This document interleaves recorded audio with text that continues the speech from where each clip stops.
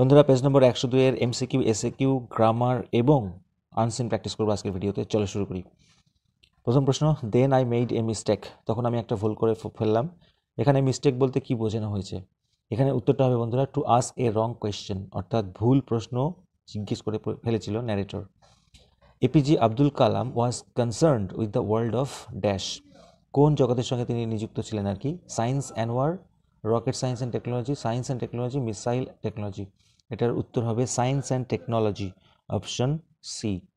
Next, when Mrs Jones was returning home it was about 11 o'clock, তখন 11টা বাজে। The hermit was renowned for his wisdom, তার জ্ঞানের জন্য বিখ্যাত ছিল। কবিতায় কি আছে দেখে নেব। The birds R faint with dash, এটার উত্তর হবে বন্ধুরা দ্য হট সামার নুন, গ্রীষ্মকালের উত্তপ্ত গ্রীষ্মের দ্বারা আর কি। তারপরে the darling birds of May are ravished by, মানে ডার্লিং বার্ডস অফ মে, মে মাসের ডার্লিং বার্ডসগুলো নষ্ট হয় কার দ্বারা? Summer's day, the hot eye of heaven, rough winds, summer lease. এটা তো তোমরা আগে পড়েছো, rough winds. The smile of the soldier in the poem asleep in the valley is, অবশ্যই এটা হবে জেন্টেল উইদাউট গাইল, এখানে শুধু জেন্টেল আছে। Miniature boughs, the word boughs means অবশ্যই ব্রাঞ্চেস, ডালপালাকে বলা হয় boughs. Next, Lomov comes to Chubukov's house, কী করতে? To borrow from Chubukov, to visit Chubukov's daughter Natalia, to propose to his daughter. Actually কী করতে এসেছিল? To propose to his daughter, তাই না? আর যদি প্রশ্নটা ঘুরিয়ে দেয় যে চুবুকভ প্রথমে কি ভেবেছিল, লোমব কেন এসেছিল, তখন উত্তরটা হবে to borrow from Chubukov. The term old rat refers to, old rat বলতে কাকে বোঝানো হয়েছে? খুব সম্ভবত আমার যতদূর মনে পড়ছে এটা চুবুকভ। তোমরা অবশ্যই কমেন্টে কনফার্ম করো দেখি এটা টেক্সট দেখে। নেক্সট, পেটিফগার মিন্স ল ইয়ার, পেটিফগার খুব important, lawyer. Natalia argues that the oxen meadows is with them for 300 years, তাদের সাথে কত বছর ধরে রয়েছে অক্সেন মিডোজগুলো? 300 বছর, খুবই ইম্পর্টেন্ট। এবারে আমরা চলে আসবো SAQ. What were the eyes of the narrator in the eyes have it sensitive to, তাহলে আমরা উত্তরটা লিখবো দ্য আইস, এখান থেকে the eyes of the narrator in the eyes have it were sensitive to light and darkness, light and darkness. Next, what according to Abdul Kalam's father does adversity always presents, তাহলে আমরা উত্তরটা লিখবো এখান থেকে according to Abdul Kalam's father, comma adversity always presents opportunities for introspection, মানে আত্মসমীক্ষার সুযোগ করে দেয়। What did Mrs Jones give Roger to eat, Mrs Jones রজারকে কী খেতে দিয়েছিল? তাহলে আমরা লিখবো মিসেস জোন্স গেভ রজার, কী কী দিয়েছিল এই জায়গাটা লিখতে হবে, lima beans, ham, cocoa and a half of 10 cent cake to eat, লাস্টে লিখবো to eat. Why did the tsar decide to consult the hermit, tsar কেন হারমিটের সঙ্গে কনসাল্ট করার সিদ্ধান্ত নিল? তাহলে আমরা লিখবো the tsar decided to consult the hermit to have a satisfactory answers of his 3 questions. 5 নম্বর প্রশ্ন, what made the girl startled, কোন জিনিসটি মেয়েটিকে চমকে দিয়েছিল? শুধু হটের জায়গায় শুধু লিখলেই হয়ে যাবে উত্তরটি। আমরা লিখব the narrator's voice, made the girl startled. Next, what did Kalam try to emulate throughout his life, কোন জিনিসটাকে কালাম সারা জীবন ধরে অনুকরণ করেছিল বা অনুসরণ করেছিল? বইতে যেমনটি উত্তর আছে টেক্সটে সেটা হবে Kalam tried to emulate his father throughout his life in his own world of science and technology. কি অনুকরণ করেছিল বলা নেই, কাকে অনুকরণ করেছিল বলা আছে।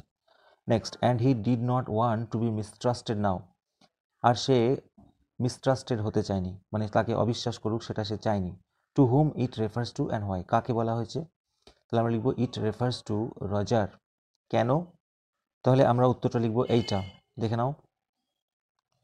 Next, what was the third question of the tsar, তাহলে আমরা উত্তরটা লিখব the third question of the tsar was, কোটের মধ্যে লিখবে what was the most important thing to do বা what was the most important affair to do, যে কোনো একটা লিখলেই হবে। এরপরে আমরা চলে আসবো কবিতার SAQ. What type of poem is on killing a tree, on killing a tree is an ironical poem. What is the soldier's pillow made of, very simple, তাহলে আমরা the soldier's pillow is made of fern. Who takes the lead in summer luxury, simple answer, হুয়ের জায়গায় শুধু লেখো the grasshopper, ব্যাস, takes the lead in summer luxury. Next one, a voice will run whose voice is referred to here. কার ভয়েসের কথা বলেছে সে একই রকম লিখবো, the grasshopper's voice is referred to here. Next one, but this alone won't do it, কিন্তু শুধু এটাতেই করতে পারবে না। তাহলে এখানে what does this refer to, this বলতে কি বোঝানো হয়েছে, খুব সিম্পল অ্যান্সার। তাহলে আমরা লিখব this refers to hacking and chopping. What does two red holes indicate, তাহলে আমরা লিখব টু রেড হোলস যেভাবে আছে কোটের মধ্যে, indicates two bullet wounds caused in war. Why does every fair object lose its fairness? Every fair object loses its fairness because it is temporary বা impermanent. It loses its fairness by chance or nature's changing course untrimmed. Bas. Next one, what does kids celebrate in the poem The Poetry of Earth? তাহলে আমরা kids থেকে লিখব, kids celebrates in the poem The Poetry of Earth, কি celebrate করছে, the music of earth, অথবা অন্যভাবে লেখা যায় kids celebrates the music of earth in the poem the poetry of earth. খুব সিম্পল অ্যান্সার। এবারে আমরা দেখে নেবো আনসিন। পেজ নম্বর 105 একটি সুন্দর আনসিন রয়েছে। এই আনসিনটা না পড়লেও তোমরা পারবে, আমি পড়াচ্ছি না, সরাসরি উত্তর চলে যাচ্ছি। দেখো, the name of the original site of the Olympic games is Olympia. Original side অর্থাৎ বলছি অলিম্পিক গেমসের অরিজিনাল যে জায়গাটা, স্থানটি, সেটা হচ্ছে অলিম্পিয়া। ট্রু না ফলস, একেবারে প্রথম লাইনে আছে। দেখো, Olympia the original site of the Olympic games. Okay, তাহলে এখানে বুঝতে পারছি অলিম্পিয়া, এটা তাহলে ট্রু হবে, true. Next, Olympic games a great festival of the Greeks are held for weeks. Olympic games, যেটা কিনা গ্রিকসদের একটা বিরাট বড় উৎসব, সেটা অনুষ্ঠিত হয় বেশ কয়েক সপ্তাহ ধরে। ফর উইকস, ট্রু না ফলস? আমরা এখানে দেখে নেব। দেখো, during the week of the festival বলেছে, ডিউরিং দ্য উইকস বলা নেই কিন্তু। তাহলে তিনটা, slaves were not allowed to watch the games. কৃতদাসদেরকে অ্যালাউ করা হতো না গেমসগুলোকে দেখার জন্য। একেবারে একেবারে আমরা পেয়ে যাবো এই জায়গাটায়। এ দেখো, এদের slaves were not allowed at all, এখানে লেখা আছে স্লেভসদেরকে আদৌ অ্যালাউ করা হতো না। তাহলে এটা হবে বন্ধুরা true. Olympic games were dedicated to the honour of Zeus. Olympic খেলাকে উৎসর্গ করা হতো জিউসের সম্মানে। দেখে নেব ট্রু না ফলস।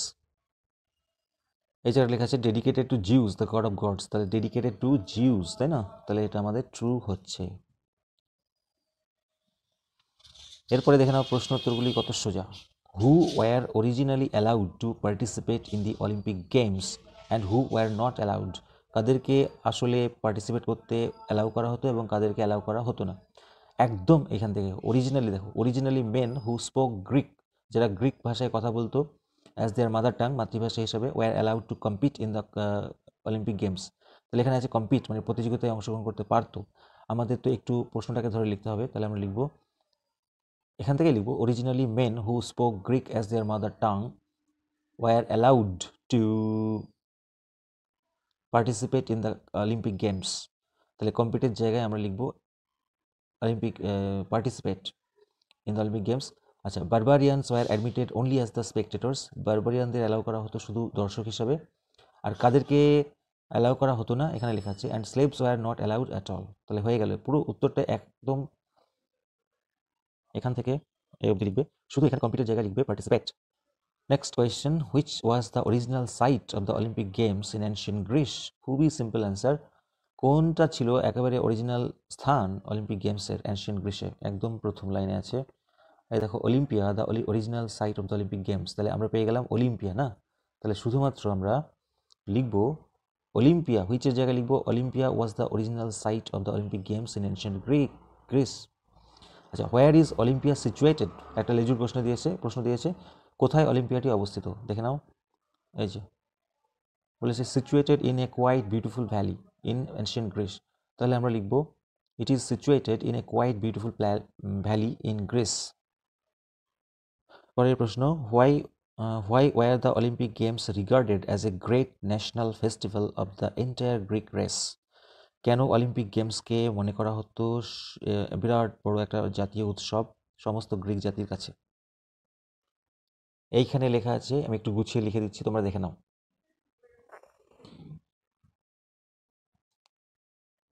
প্রথম ন্যারেশনটি দেখে নাও। Are you going all the way to Dehra, I আক্সড, আমি জিজ্ঞাসা করলাম।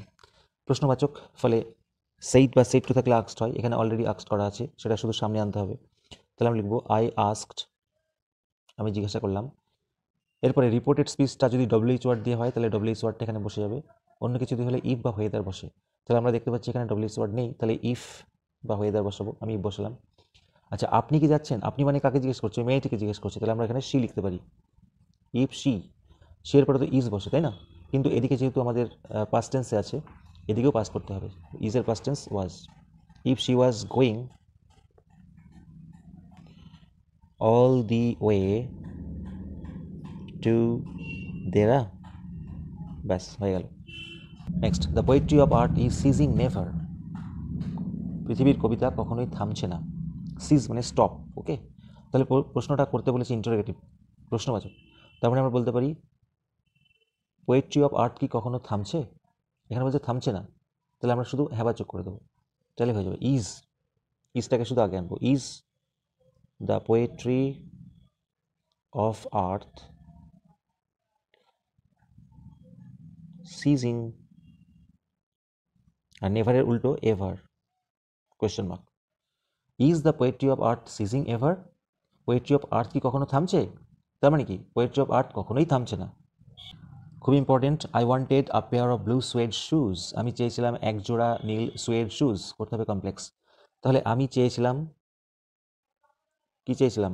এ pair of shoes, sorry suede shoes, আমি এক জোড়া সুয়েড শুজ চেয়েছিলাম যেগুলো ছিল হুইচ ওয়াজ ব্লু, তাই না?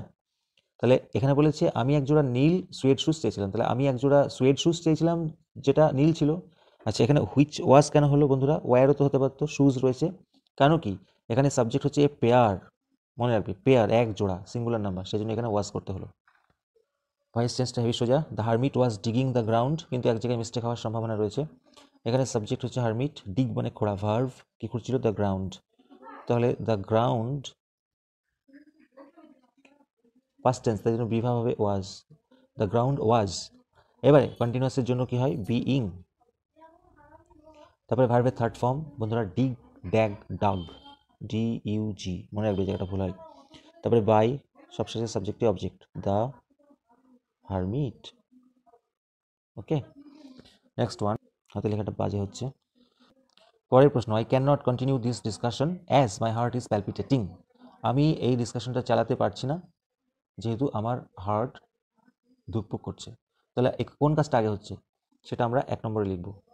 প্রথমে হচ্ছে মাই হার্ট ইজ প্যালপিটেটিং, আমার হৃদয়টা প্যালপিট করছে, তাই জন্য আমি কন্টিনিউ করতে পারবো না ডিসকাশনটা। তাহলে পরের সেন্টেন্স হচ্ছে আই ক্যান নট কন্টিনিউ, এই ডিসকাশনটা আমি চালাতে পারবো না। দুটো সিম্পল সেন্টেন্স হয়ে গেল।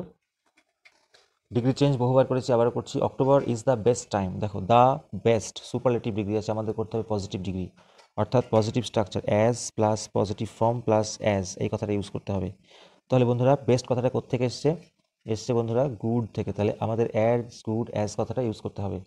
আর এইগুলোর ক্ষেত্রে সাধারণত নো আদার দিয়ে শুরু করতে হয়, তাহলে আমরা লিখব নো আদার টাইম, অন্য কোনো সময় হয় না, no other time is as, sorry as good as, দেখেছো অ্যাজ গুড অ্যাজ চলে এসছে। অ্যাজ গুড অ্যাজ কার মতো? অক্টোবর। বলছে অন্য কোনো সময় অক্টোবরের মতো এত ভালো না, তার মানে October is the best time, তাহলে আমাদের এই স্ট্রাকচারটা ইউজ করতে হবে। এরপরে দেখে নেব আর্টিকেল প্রিপোজিশন। আর্টিকেল প্রিপোজিশন কি বলেছে? I moved easily along the berth and felt for the window ledge, the window was open and I faced it making a pretence of studying the landscape, I heard the panting of the engine, the rumble of the wheels, and in my mind's eye, আমি আমার মনের চোখে, I could see telegraph posts flashing by. ওকে, এটা তো টেক্সটের line, তোমরা just দেখলেই হয়ে যাবে। Next, he looked as if he war 14 or 15, এখানে সাধারণত কাল্পনিক কিছু বোঝালে উল্টোটা হয়, ওয়ার হবে। তাহলে ছিল বন্ধুরা আজকে ভিডিও, ভালো লাগলে লাইক করো, চ্যানেল মতো হলে সাবস্ক্রাইব করো। থ্যাংক ইউ সো মাচ, আর শেয়ার করে দিও বন্ধুদের মধ্যে।